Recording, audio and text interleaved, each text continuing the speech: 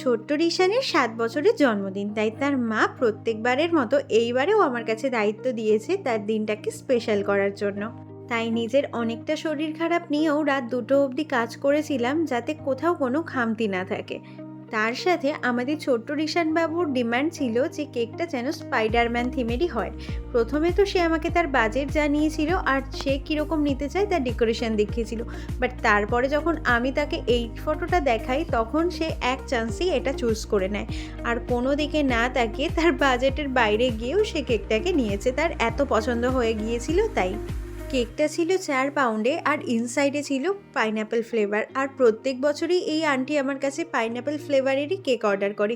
আর এটার সাথে ছিল একটা হাফ পাউন্ডের কেক যেটা ডেকোরেশন করার জন্য সে নিয়েছিল। আর ওই কেকটার ভিডিও করতে আমি ভুলেই গেছি। কেকটার এই হোয়াইট পার্টে প্রথমে নামটা লেখার কথা ছিল, তবে কোথাও একটা আমার মনে হচ্ছিল নামটা নিচে লিখে যদি ওপরে হ্যাপি বার্থডে জিনিসটা লিখি তাহলে দেখতে বেশি ভালো লাগবে। আর যেমন ভাবনা তেমন কাজ, যেই হ্যাপি বার্থডেটা লাগালাম কেকটার লুকটাই চেঞ্জ হয়ে গেল। এবার তোমরা কমেন্ট করে জানাও কেকটা কেমন লাগছে। আজকের মতো সবাইকে টাটা।